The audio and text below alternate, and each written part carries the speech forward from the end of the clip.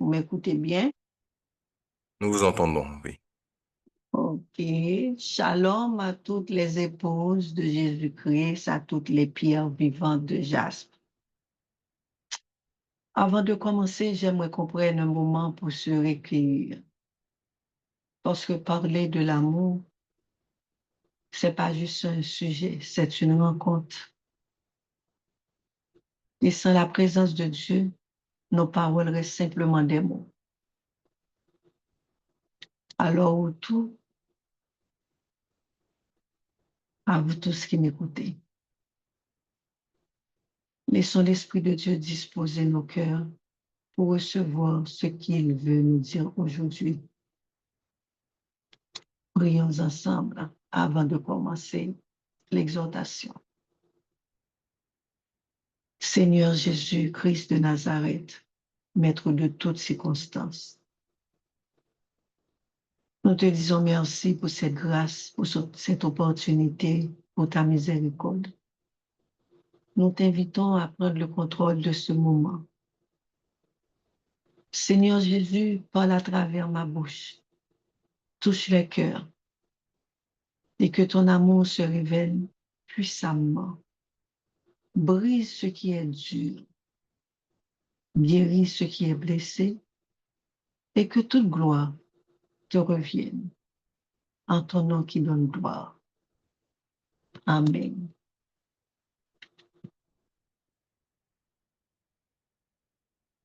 Le thème que le Seigneur a mis aujourd'hui sur mon cœur, c'est l'amour. Mais pas l'amour comme le monde le définit, mais l'amour véritable, le vrai, le pur, l'amour brut. Celui qui supporte tout, l'amour qui pardonne tout et qui ne cherche pas son intérêt. L'amour qui vient de Dieu. Un amour intouchable, un amour incontrôlable. C'est de cet amour que nous allons parler aujourd'hui. Un amour qui change nos relations, un amour qui change nos cœurs, un amour qui change notre façon de penser, notre façon d'agir. Et même quand notre vie semble gris, cet amour nous révèle toujours. Donc aujourd'hui, mes bien-aimés, nous allons parler de l'amour. Comme je disais tantôt, pas de l'amour comme le monde, comme toi et moi nous le définissons, mais l'amour sincère, l'amour pur. L'amour, c'est un mot simple, mais c'est un mystère. Un mystère que toi et moi, on cherche toujours à comprendre, on cherche toujours à donner une définition, on cherche toujours à développer, mais c'est un mystère sans fond. Les épouses de Jésus-Christ, depuis la création du monde, Dieu a inscrit ce mot au centre de toutes choses. Avant la lumière, avant les étoiles, même avant nous les hommes, les êtres humains, Dieu était amour.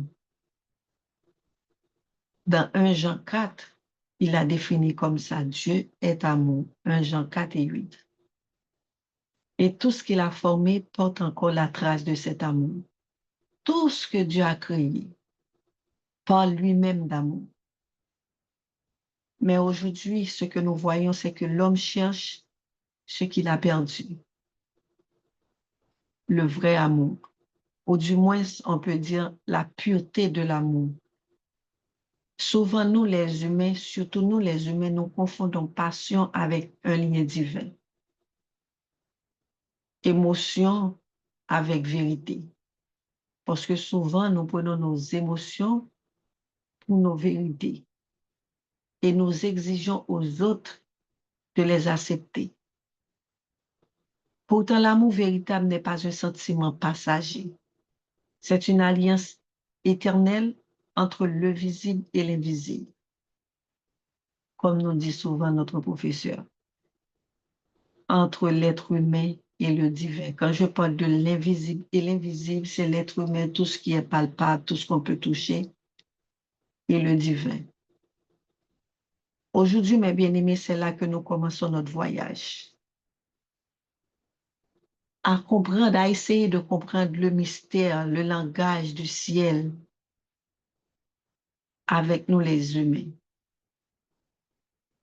Comme nous le savons tous, ou nous le savons beaucoup, l'amour, c'est le premier mot du ciel et le dernier souffle de l'homme. C'est ça, l'amour, si on peut le définir comme ça. Chacun a sa définition, mais on peut le définir, c'est le mot du ciel et le dernier souffle de l'homme. Parce que avant que la lumière éclaire le monde, l'amour habitait déjà. Parce que l'amour était déjà là qui est Dieu. Car Dieu n'a pas créé pour exister, mais Dieu a créé pour partager. Et c'est ce partage qui est devenu notre vie, la vie de chacun de nous. Parce que Dieu, dans 1 Jean 4, verset 8, il nous parle que Dieu est amour. Mais aujourd'hui, mes bien-aimés, combien de cœurs se sont perdus dans ce mot? Dieu est amour, l'amour, je t'aime, je suis amoureuse, je me sens bien avec toi. Combien de cœurs se sont perdus dans ce mot? Pour moi, d'après moi, je pense que tous les cœurs se sont perdus dans ce mot.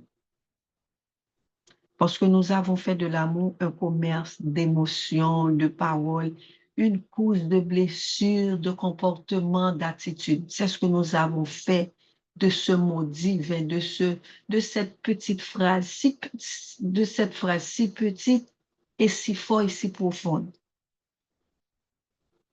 Alors qu'il était censé être un hôtel de transformation, pas seulement philosophiquement, mais spirituellement. Mais nous ne l'avons pas fait. L'amour est ce qui relie l'invisible au visible, comme je disais tout à l'heure, entre le divin à l'humain, entre Dieu et l'homme. Le souffle de Dieu à la poussière de l'homme. Parce que c'est par amour que nous sommes là aujourd'hui, que nous parlons. Avons-nous demandé de naître, avons-nous demandé d'être nous, d'être l'homme, d'être l'être humain? C'est l'amour de Dieu qui nous a permis d'être là.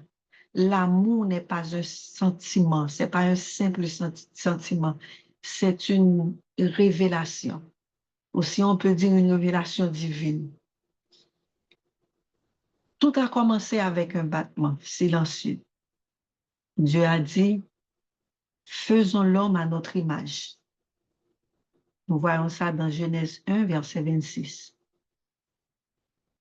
Bien-aimé, ce verset n'est pas une simple décision émotionnelle comme nous, les autres, les humains, nous sommes émotionnels, nous réagissons, nous décidons, nous faisons avec émotion. Non.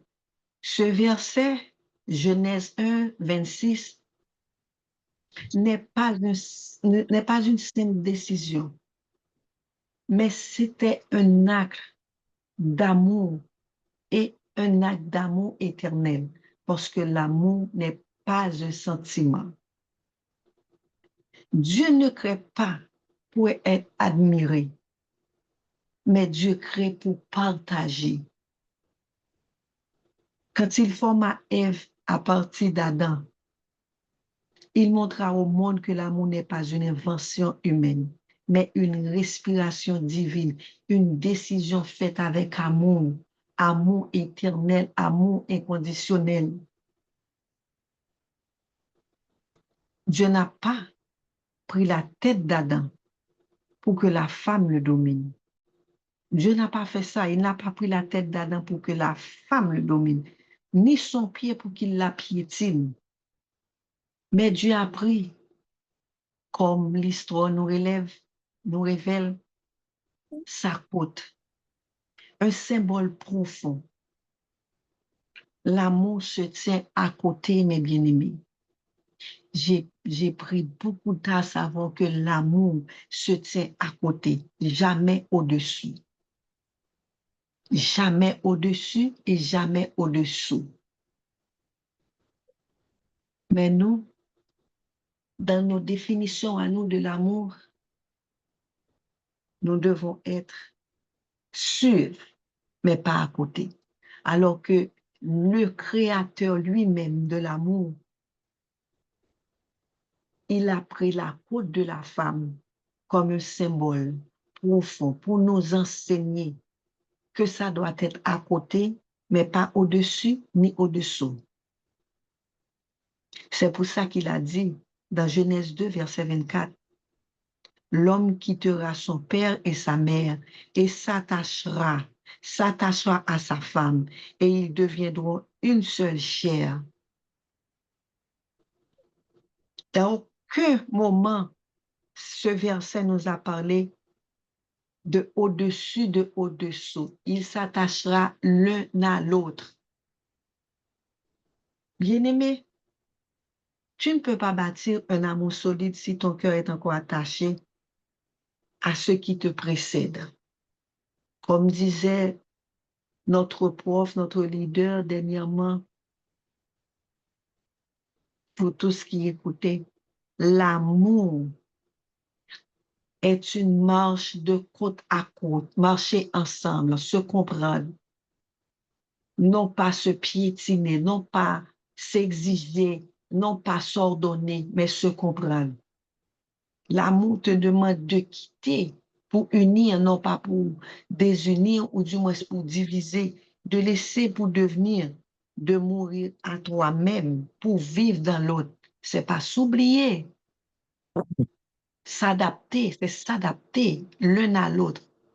C'est pas que c'est moi qui veux, c'est moi qui décide, c'est moi qui passe les ordres, de se comprendre, de s'unir, de partager l'un à l'autre et de prendre ensemble les décisions. Moi, même qu'il faut pas, j'ai pris du temps et beaucoup de temps. Jusqu'à présent, j'apprends toujours le vrai amour. Parce que l'amour, c'est essayer de comprendre l'autre. Je ne parle pas seulement de l'amour intime, je parle d'un amour universel. Avant tout, l'amour de Dieu et l'amour universel. Et c'est quand tu es mort dans cette décision. Quand j'ai dit mort, parce que j'ai parlé tout avant de l'amour, de mourir toi-même pour vivre dans l'autre, c'est de le comprendre, d'essayer de le comprendre, non de le dépasser.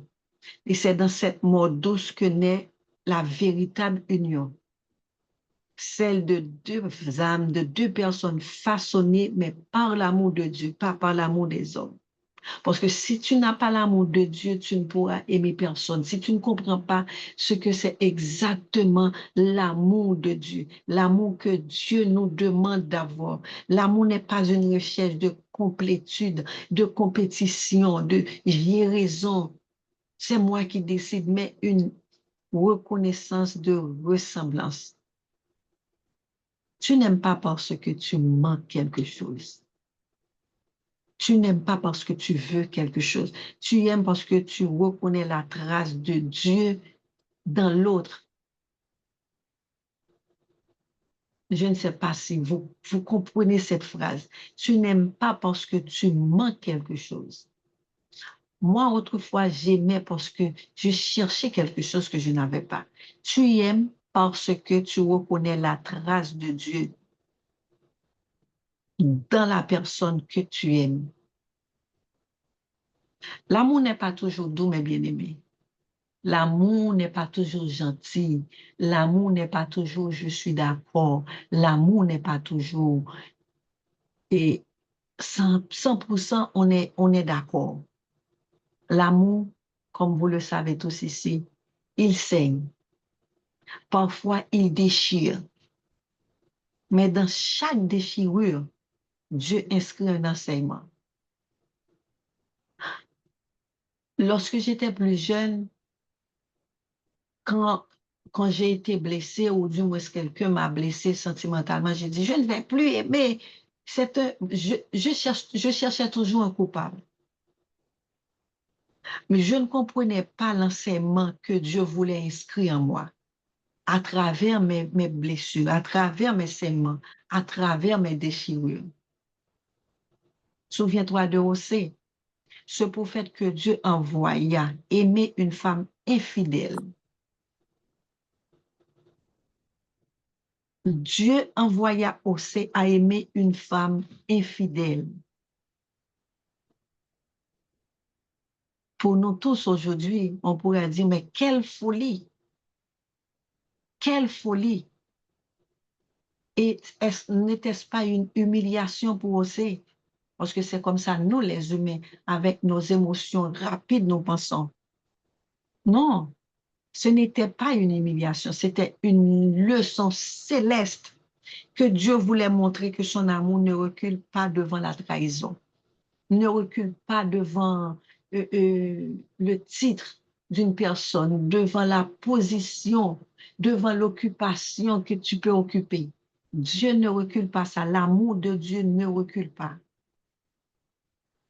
Il aime encore quand nous le trompons. Il aime encore quand nous cherchons Dieu. L'amour de Dieu cherche en nous ce que nous ne croyons même pas que nous avons.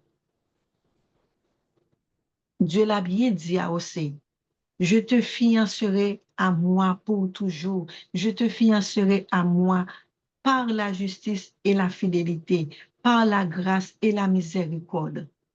La miséricorde. Dans la miséricorde, nous pouvons voir l'amour véritable de Dieu.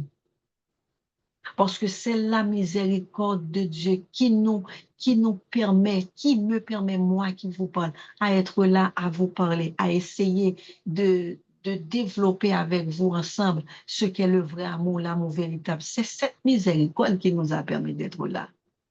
Combien de fois nous avons failli à Dieu, pas même à l'homme, à Dieu lui-même. Combien de fois nous l'avons même menti, nous croyons pouvoir mentir à Dieu, alors que c'est lui qui sonde les cœurs et les reins.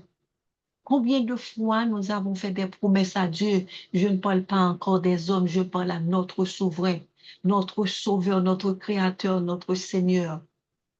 Combien de fois nous avons fait des promesses en l'air à Dieu? Ils pourraient tous nous effacer. Son amour, sa miséricorde nous a permis d'être encore là. Ce qui nous permet de ôter les épaules, que nous croyons que nous sommes les mieux placés. Mais bien-aimés, ne méprise jamais les blessures que l'amour t'a laissées. C'est un enseignement que Dieu est en train d'écrire pour toi. Si les blessures ne t'ont pas tué, c'est qu'elles ont servi à te révéler ou à te relever, à te révéler et à te relever. Parce que parfois, Dieu permet qu'un cœur se brise. Dieu le permet pour qu'il apprenne à battre selon son rythme. Dieu permet que tu sois blessé dans cette relation, dans ce travail, dans ce domaine, pour que tu marches dans le plan de Dieu, dans le plan du vrai amour de Dieu. Si tu apprends à aimer sans attendre le retour, sans attendre le retour, tu es dans le mystère même du choix de Dieu pour toi. Parce que, mes bien-aimés, l'amour vrai n'attache pas, il libère. Je ne sais pas si vous comprenez. L'amour vrai n'attache pas, il libère. Il n'enchaîne pas, il élève. Et dans la liberté de l'autre, tu découvres la grandeur du tien. Parfois, nous aimons, nous entrons dans des relations, c'est comme si la personne qui est avec nous, la personne qu'on se dit aimer, est notre bien privé. Nous sommes les propriétaires.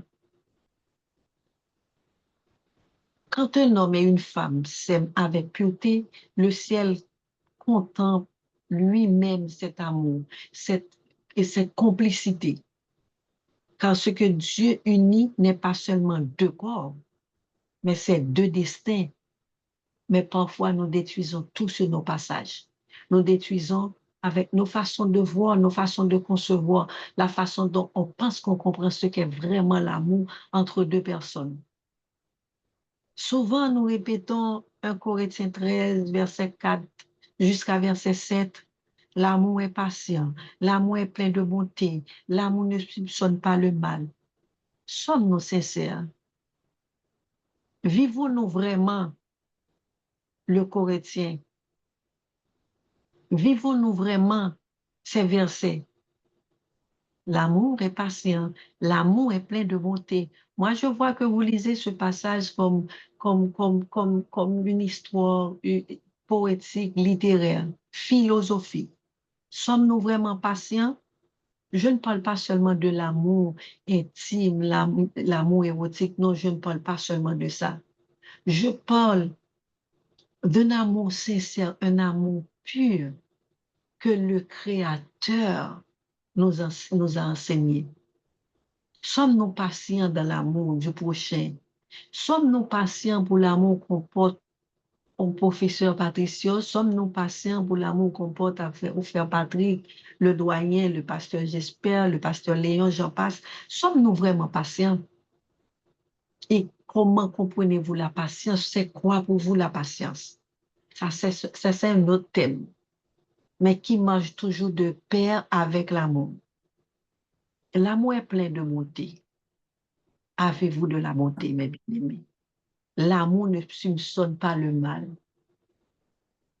Vous êtes en amitié avec une personne, vous êtes jaloux, vous êtes ambitieux, vous êtes égoïste, mais vous ne soupçonnez pas le mal et vous appelez ça amitié et amour. Vous êtes en couple avec une personne, vous êtes en train de compétir avec la personne. C'est comme si vous êtes sur un terrain de foot ou un terrain de boxe. C'est moi qui dois gagner et vous ne soupçonnez pas le mal. Vous préparez la façon dont vous allez éliminer, détruire, salir cette personne pendant que vous êtes en amitié, en couple avec la personne, mais vous ne soupçonnez pas le mal. C'est de l'hypocrisie. Ruth, dans Ruth 2, verset 4. Si nous prenons l'histoire de Ruth et Boaz, Ruth était une femme étrangère. Parce que la Bible nous laisse toujours des récits concrets pour nous prouver les versets, pour nous parler des versets, pour nous parler de ce qu'enseigne le Christ, le Sauveur. Ruth était étrangère. Elle était pauvre. Elle était veuve. Elle pourrait abandonner. Elle avait toutes les raisons d'abandonner. Rien ne l'empêchait de ne pas abandonner. Mais Ruth a choisi la fidélité. Dans la fidélité, on voit le vrai amour de Dieu. Parce que c'est la fidélité, l'amour divin, la fidélité qui me permet de vous parler aujourd'hui. C'est pas la facilité. Elle n'a pas choisi la facilité. Elle a choisi. Ruth était un exemple même de l'amour. Et Dieu qui est amour, Dieu dans son amour, dans le secret de la persévérance de Ruth, Dieu lui a préparé un héritage royal. Je ne sais pas pour vous, mais parfois, moi, je me pose la question, pourquoi je dis je sers Dieu? Pourquoi je suis une servante de Dieu? Pourquoi je témoigne? Pourquoi je montre à tout le monde que je suis une servante impeccable? Pourquoi Ruth était une femme comme moi, de chair et d'os, de désir et d'envie? Excusez-moi. Pourquoi Ruth pouvait être fidèle? Pourquoi Ruth avait compris l'enseignement de Dieu dans sa vie? Pourquoi moi, je ne peux pas? Ruth était-elle un ange? Était-elle Dieu? Non. Elle était humaine, pareille à moi. Et pourquoi moi, il me manque cette partie? Alors que je me flatte, que je me dis que je suis ci, que je suis ça. Dieu lui a préparé un royal héritage parce qu'elle était fidèle à son amour, parce qu'elle était fidèle avec son Dieu d'amour. Pourquoi aujourd'hui nous souffrons tant? Ruth a souffert. Ils ont tous souffert, ils étaient tous des humains comme nous. Pourquoi il nous est difficile d'avoir ou de laisser ces récits pour les autres, pour les jeunes, pour le futur? Parce que laissez-moi vous dire, pour moi qui vous parle, pour vous qui m'écoutez, il n'y a pas de futur, c'est aujourd'hui. Si je meurs aujourd'hui, je n'ai pas de demain. Donc c'est aujourd'hui. Dieu a dit, il est un Dieu présent. Donc nous sommes le présent, pas le futur. C'est ce que nous allons laisser après notre départ. Mes bien-aimés, ne cherche pas un amour spectaculaire. Tu dois me poster, tu dois parler de moi, tu dois me louer. Nous sommes des humains, nous ne sommes pas Dieu. Cherche un amour spirituel, l'amour qui change les destins. Qu'est-ce que tu as avec Alors, Oui, ça, vous pouvez continuer, s'il vous plaît. ok. L'amour qui change les destins est souvent silencieux. Il n'est pas vantard, il n'est, il n'est pas spectaculaire. Il est silencieux, il est douloureux, ce vrai amour. Il est patient comme l'amour de Dieu, qui est patient, qui est fidèle avec nous. Le vrai amour, c'est pas l'amour spectaculaire, il ne fait pas de bruit. Mais cet amour écrit son histoire, comme Dieu a créé son monde, a créé le monde avec tout ce qu'il renferme. Mais bien aimé, l'amour de Dieu est patient. Si vous dites que vous êtes des imitateurs de Dieu, vous devez être patient aussi, silencieux et fidèle. L'amour n'est pas un événement, c'est une croissance. Chaque jour, chaque seconde, chaque instant, chaque moment, il faut arroser cet amour. C'est comme l'amour de Dieu pour nous. Dieu nous laisse le souffle de vie tous les jours. C'est pas parce que nous avons bien prié la nuit. C'est pas parce que nous avons bien enseigné, nous avons bien prêché, nous avons bien exhorté. C'est parce que son amour est fidèle. L'amour arrose tous les jours, il faut l'arroser. Il faut pardonner, il faut recommencer. Et pardonner, pardonner, vrai pardonner, le vrai pardon, recommencer. Et c'est en recommençant que se cache comment je peux, la sincérité, la sainteté de ce lien que vous partagez. Souvent, le monde dit, aimer tant que tu gagnes. Aime que tu gagnes. Pourtant, nous les hommes, nous on dit, aime tant que tu gagnes. Mais notre Dieu, le Dieu dont nous chérissons tant, il dit, aime même si tu perds. C'est ce qu'il dit, aime même si tu perds. Aime le frère Patrick, même s'il est distant. Aime le frère Patrick, même s'il est drôle. Parce que Dieu l'a créé ainsi. Tu ne peux rien faire, tu peux toujours discourir toutes les belles paroles pour parler mal du frère Patrick. Dieu l'a créé ainsi. Aime-le même quand tu n'aimes pas certaines choses en lui. C'est ce que Dieu demande. Aime, même si tu perds. Et qu'est-ce que tu perds si tu aimes quelqu'un qui a des défauts? Toi, tu es rempli de défauts de la tête aux pieds. Dieu dit aime, même si tu perds. Abraham l'a bien prouvé. Abraham a prouvé son amour pour Dieu, non pas par des mots, pas des belles phrases, mais par son obéissance. Par son obéissance.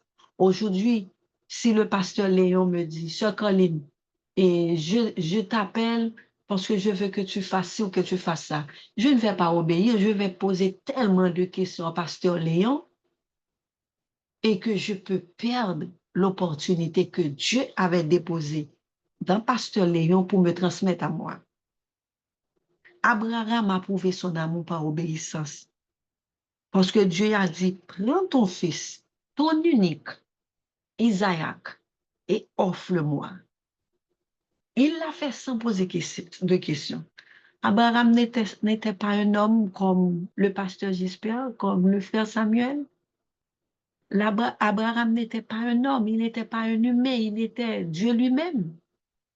Parce que vous allez me dire, Abraham, c'est Abraham, moi je ne peux pas faire ça. Dieu sait qu'il ne peut pas me demander ça, parce que c'est toi qui décides ce que Dieu doit te demander, ce qu'il peut te demander. Et puis tu parles d'amour divin, qui est soumission, qui est silencieux, qui est patient, qui est fidèle.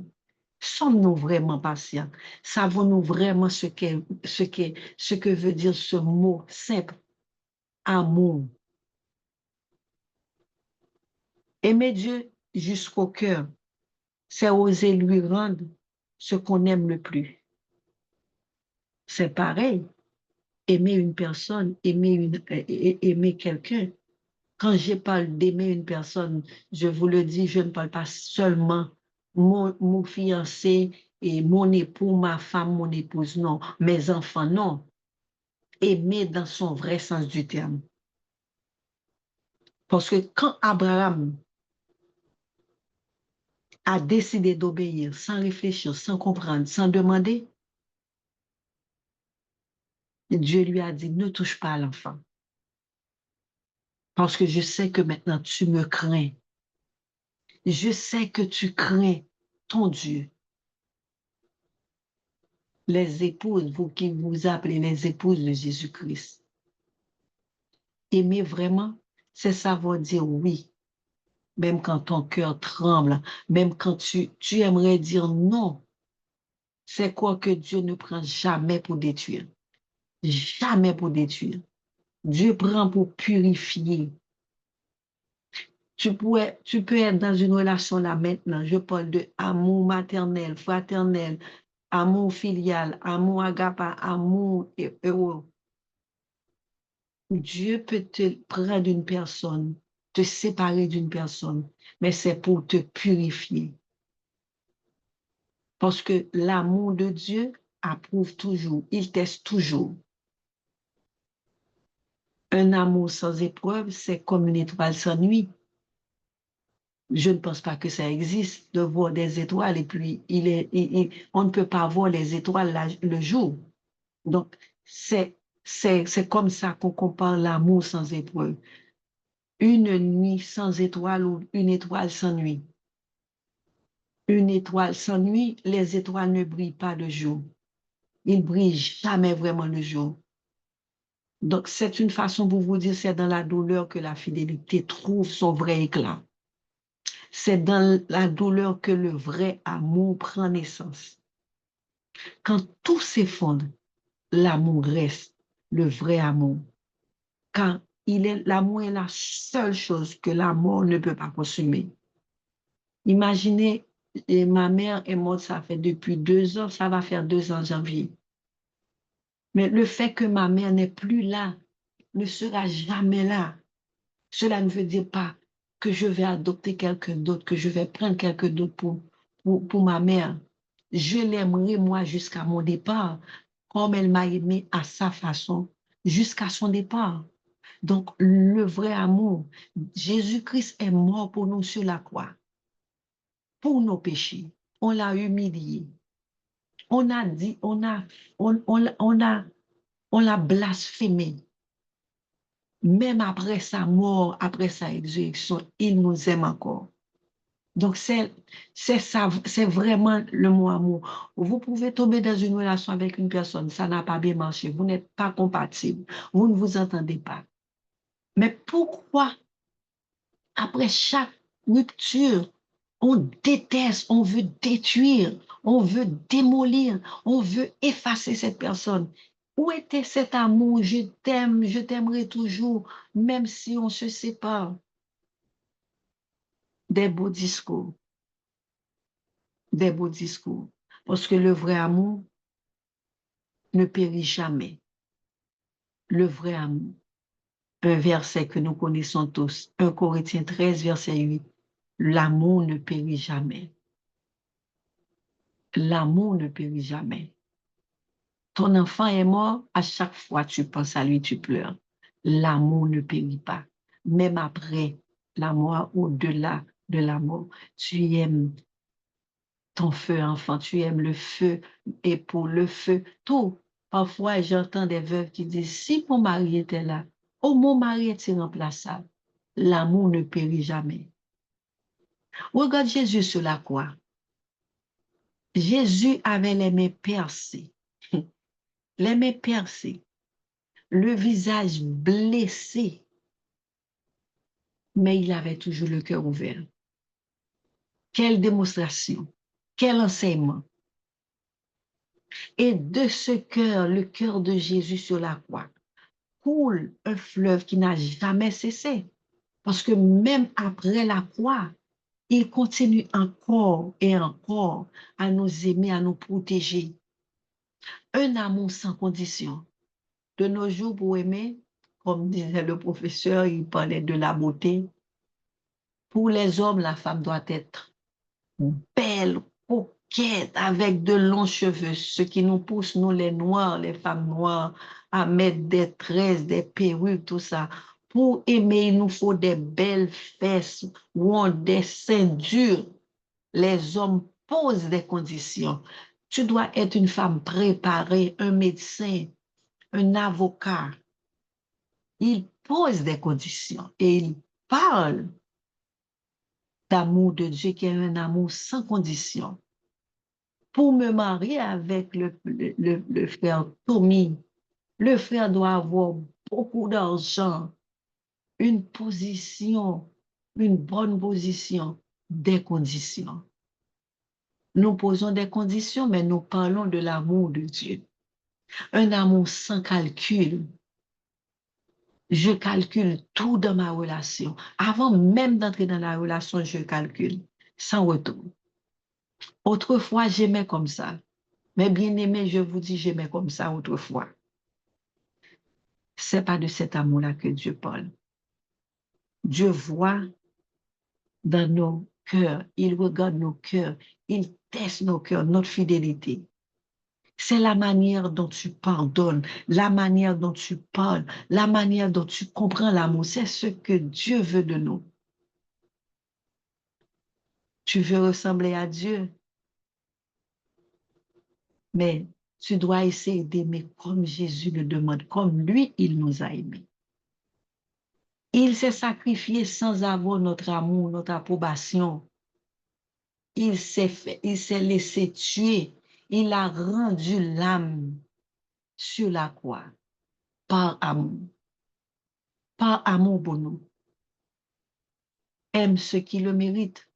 Si quelqu'un ne mérite pas ton amour, laisse-le, mais ne le détruis pas. Parce que c'est ainsi quand tu aimes que tu te rapproches de Dieu. Parce que c'est cet amour-là que Dieu veut. Mais bien aimé, le plus haut sommet, je vous le dis, le plus haut sommet de la spiritualité, de cette spiritualité que nous recherchons, ce n'est pas la connaissance, c'est la capacité d'aimer. La capacité d'aimer sans mesure. J'aime le frère Samuel, mais je ne peux pas être avec le frère Samuel. Je ne calcule pas. Je ne vais pas le détester, le fait que je ne peux pas, le fait qu'il ne me convient pas. Aimer sans mesure, c'est d'aller au-delà, de dépasser, de surpasser ce que tu penses être bon et vrai. Mais bien aimé du groupe de spiritualité chrétienne, l'amour est un dernier langage de Dieu. aimer sans condition, aimer avec sincérité, aimer sans détruire. C'est cet amour-là que Dieu nous demande. Pour finir, je vais vous dire que tout finira un jour. Aujourd'hui, c'est ton dernier jour. Personne ne sait s'il aura une chance pour voir demain. C'est pour te dire que tout finira. Les dons, l'argent, la puissance, les prophéties, les enseignements du professeur, les bishops, tout finira. Tout finira. La beauté, l'excellence, tout finira. Mais l'amour restera, car il est éternel, car il est éternité. Il est éternité qui s'est faite émotion pour nous les humains.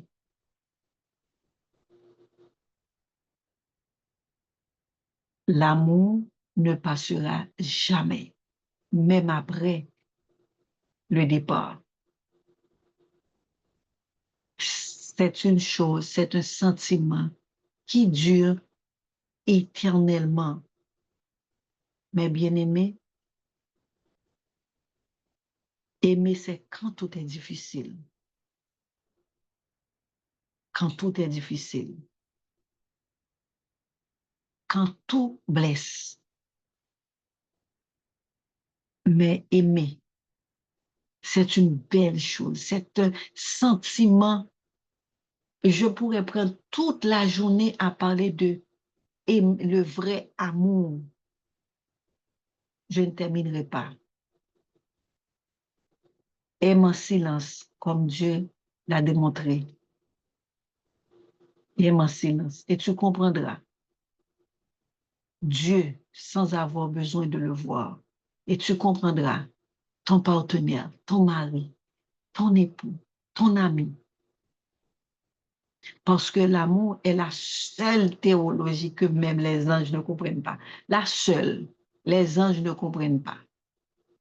Bon, si les anges ne comprennent pas cet amour, c'est une faute théologie. Et souviens-toi, vous tous qui m'écoutez, quand tu aimes vraiment, premièrement, tu aimes Dieu, et quand tu aimes tes semblables, Dieu reflète son amour dans ton regard, dans ta vie, dans tes décisions. Et là où Dieu se reflète, le monde commence à guérir. Partage l'amour, donne l'amour, parle de l'amour.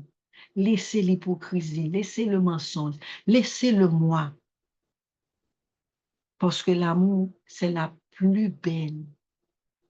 C'est la plus belle, la chose la plus grande, la plus profonde que Dieu nous a donné, que Dieu a mis en nous et que Dieu nous a fait cadeau. Que Dieu vous bénisse, que Dieu vous garde, que Dieu vous protège. Vivons dans l'amour de Dieu. Amen. Maintenant, mes bien-aimés, gloire à ton nom, Seigneur. Gloire à ton nom, mon Dieu. Mes bien-aimés, maintenant que nous avons médité ensemble sur la parole et reçu cette exhortation, il est temps de passer à ce moment précieux.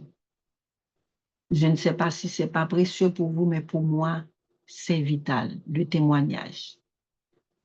La Bible nous rappelle que nos expériences de vie, nos combats et nos victoires sont des lumières pour les autres.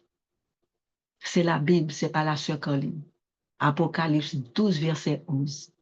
Ils l'ont vaincu par le sang de l'agneau et par la parole de leur témoignage.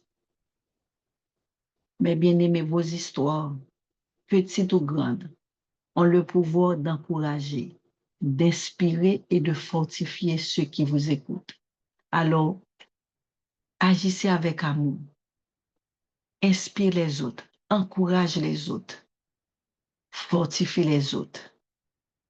Que Dieu vous bénisse, que Dieu vous garde.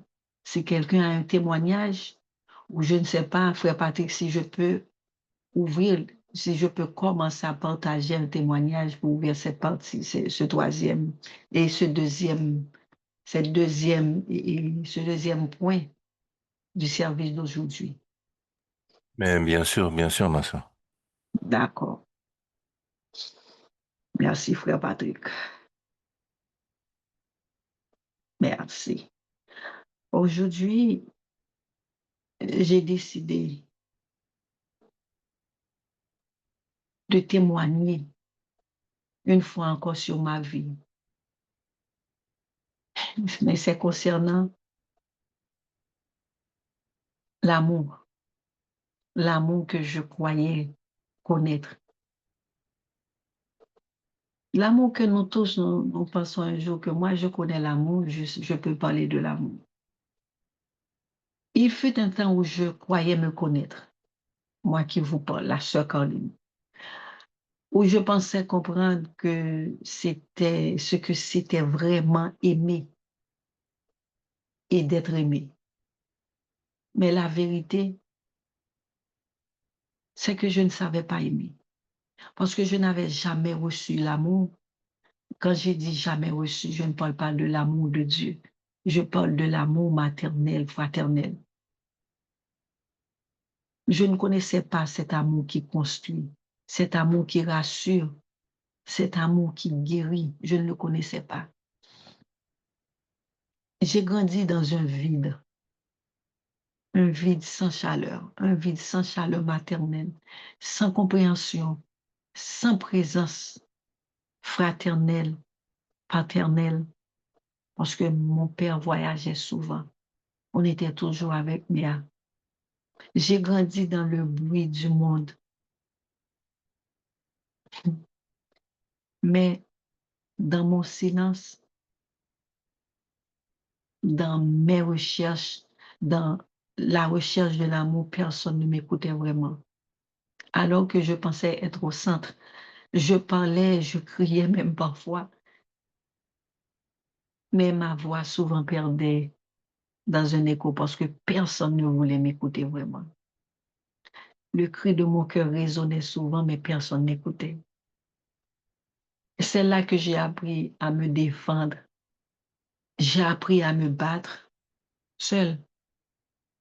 Parce que comme j'ai déjà témoigné, ma mère avait une seule idée en tête. C'était son amour à elle. C'était sa façon d'aimer.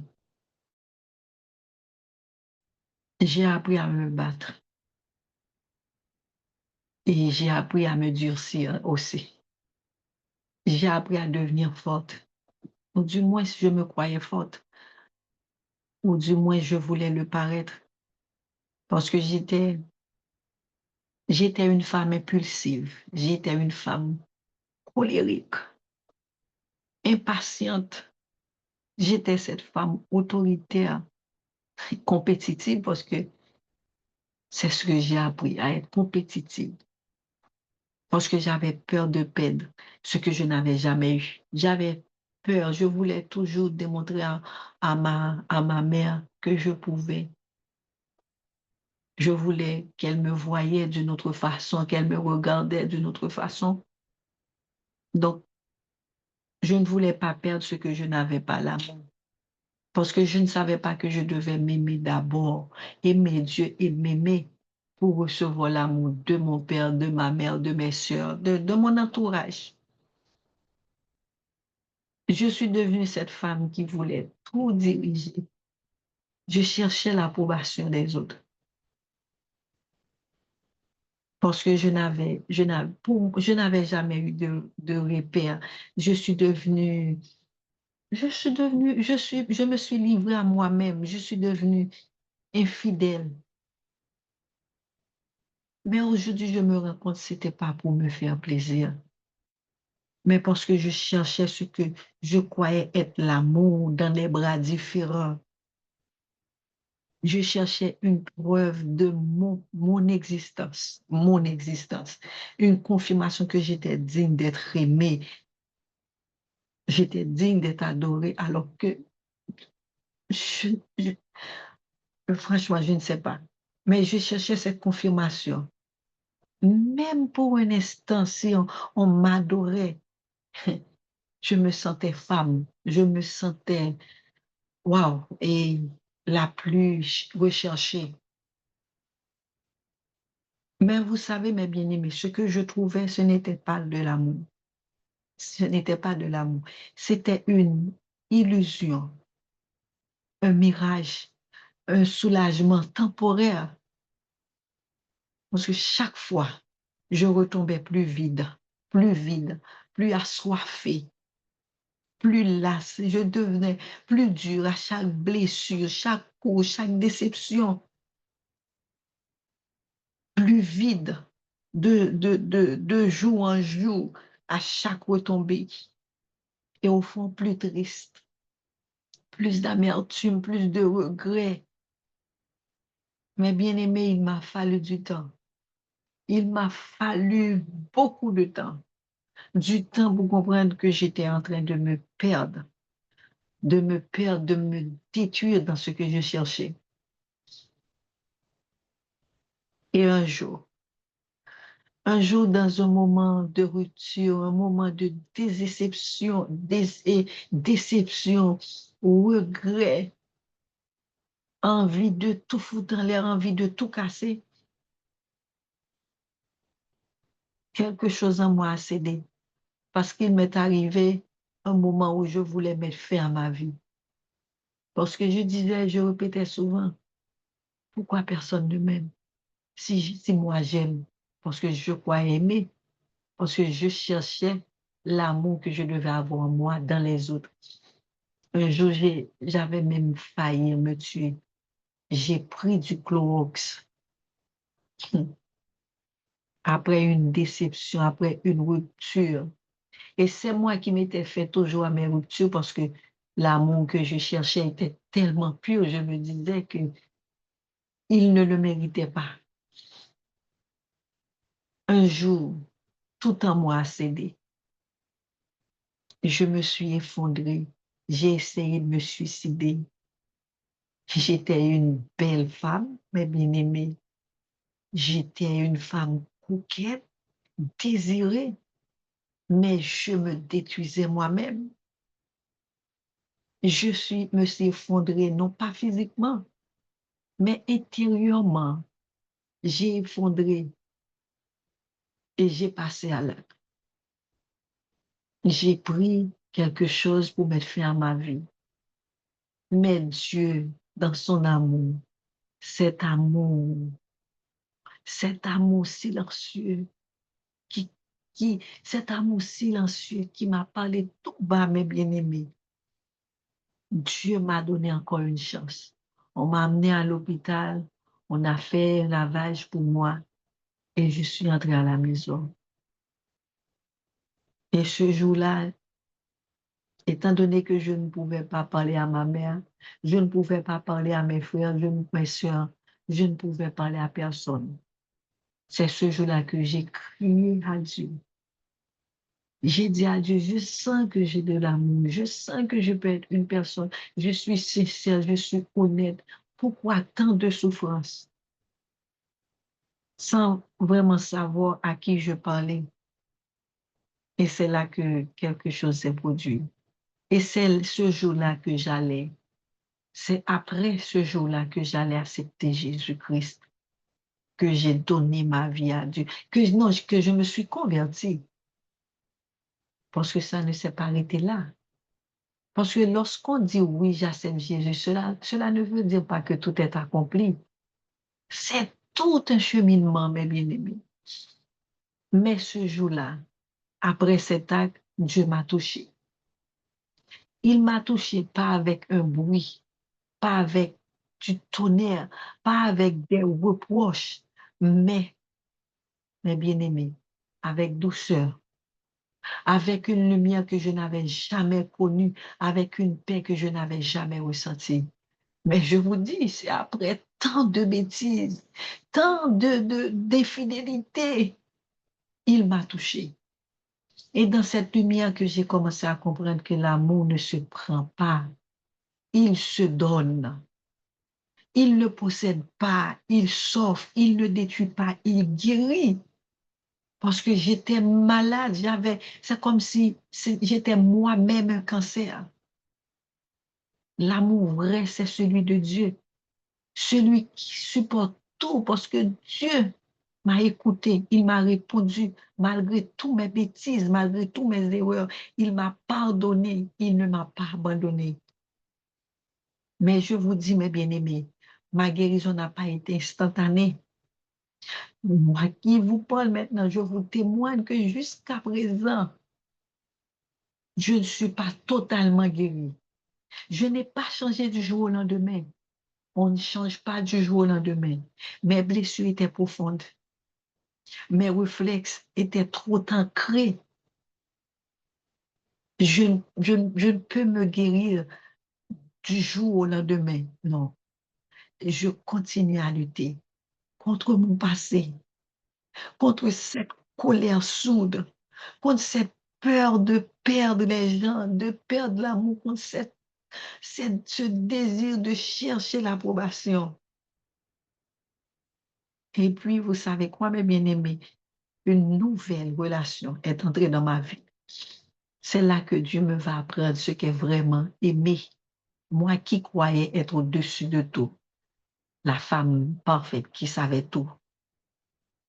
J'ai connu une nouvelle relation dans ma vie. Pas une relation parfaite, pas la relation parfaite que je cherchais. Pas. C'est une relation simple, pas toujours douce, mais réelle. Cette relation m'a mise face à moi. C'est Dieu, c'est cet enseignement que Dieu m'a donné tout au long de ma vie. Elle m'a mis face à moi, comme un miroir, face à mes faiblesses, face à mes impatiences, mes désirs de tout contrôler, face à mes tentations aussi, face à tout, face à mon infidélité, mon impatience, tout. C'est pas même cette relation, c'est Dieu même qui m'a mis. Parce qu'il y a eu des moments où j'aurais pu laisser tomber comme je faisais avant. Des offres, je n'en manque pas jusqu'à présent, même à mon âge. Des regards, des opportunités, des voix qui me murmurent. Mais tu mérites mieux, tu avais mieux, tu pouvais avoir tout avant. Tu peux toujours les avoir, c'est cette voix qui me parle, mes bien-aimés. Mais dans mon cœur aujourd'hui, une autre voix s'est élevée, celle de Dieu. La crainte de Dieu en moi, la crainte, cette crainte qui me permet de savoir que non, c'est parce que Dieu veut pour toi. C'est parce qu'il est bon pour toi. Une voix calme qui me parle aujourd'hui, mes bien-aimés, qui me dit non, l'infidélité n'est pas la solution. L'argent n'est pas tout. Ce que tu cherches n'est pas là. Reste fidèle dans cette relation. Reste pur. Reste sous mon regard, Colline. Reste sous mon regard. C'est ce que Dieu me dit maintenant. Autrefois, je n'étais pas sur son regard parce que je cherchais mon bien-être. Je croyais être un bien-être. Et c'est là, mes bien-aimés, que j'ai compris que la fidélité n'était pas seulement une promesse envers l'autre, mais un engagement envers Dieu. C'est lui qui m'apprend à aimer, à supporter. Je supporte des choses que je ne croyais pas être capable, mes bien-aimés, à patienter, à comprendre et à pardonner. Pardonner, vraiment. Cette relation que j'ai aujourd'hui avec ses difficultés, avec ses silences, avec ses discussions, est devenue mon école de cœur. Elle m'a appris la patience, elle m'a appris la douceur, elle m'a appris la paix. Moi, je vous témoigne tout ça, parce que cet amour m'a appris, cette relation m'a appris le vrai amour. Ce n'est pas tout comprendre, mais d'apprendre, rester, comprendre tout, même quand tout était compris, tout ça m'est compris. Avant, je croyais que l'amour, c'était le feu. Maintenant, je sais que c'est aussi une lumière qui brûle, qui s'éteint, qui rallume, une lumière qui éclaire, qui transforme. Aujourd'hui, mes bien-aimés, Dieu l'a fait pour moi. Je comprends exactement ce qu'est l'amour. Aujourd'hui, je ne suis pas parfaite. Je suis loin d'être parfaite. Je ne suis pas entièrement guérie non plus, mais je marche. Je marche avec un cœur nouveau, un cœur qui a compris que la vraie fidélité, ce n'est pas refuser les tentations, c'est apprendre à rester debout, à rester tête, à faire tête, même quand le passé frappe à ta porte. Parce que parfois tu veux changer, tu as l'envie, tu as le désir de changer, mais ton passé revient, les offres reviennent. Et je ne cherche plus l'amour dans les bras des hommes, mais dans le regard de mon Dieu, celui qui m'avait écouté. Et c'est ce regard qui me permet d'aimer mieux, d'aimer vraiment, d'aimer sans détruire parce que je détruisais. J'ai fait pleurer beaucoup de personnes. D'aimer sans m'effacer aussi, parce que je m'effaçais pour trouver. Parce que désormais, mes bien-aimés, je comprends que l'amour n'est pas ce que je comprends, mais ce que je deviens. Toi qui m'écoutes aujourd'hui, je veux que tu saches, le vrai amour n'est pas parfait. Il est patient, il est fidèle, il est fort dans la douleur, il est doux aussi dans le silence. Et il reflète Dieu dans ton cœur. Parce que ce que j'ai cherché dans le monde, Dieu me l'a donné. Ce que je croyais être une fin pour moi était en réalité un commencement. Parce aujourd'hui, mes bien-aimés, je n'aime pas pour combler un vide, ce que je faisais avant. J'aime pour partager une lumière. Et c'est là que j'ai trouvé le vrai sens de l'amour. Mes bien-aimés, chacun de nous a ses blessures. Chacun de nous a ses combats. Mais laissez Dieu nous guider. Comme il m'a guidé, il m'a guéri. Il est en train de me guérir, continue à me guérir. Il peut le faire pour vous. Que Dieu vous bénisse, que Dieu vous garde.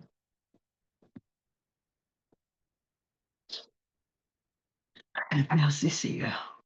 Donc, si quelqu'un d'autre a un témoignage, qu'il lève sa main ou qu'il ouvre son micro, avec plaisir et avec attention, nous écoutons son témoignage. Que Dieu vous bénisse.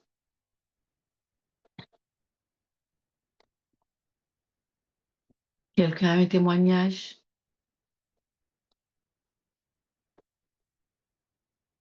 Quelqu'un a un témoignage? Personne.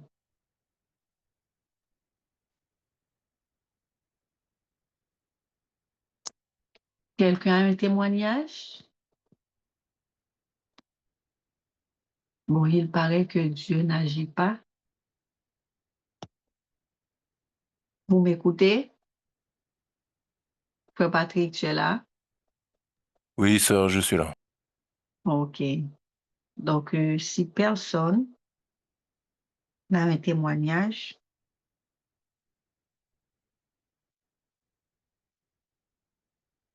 nous allons passer au troisième point de notre rencontre.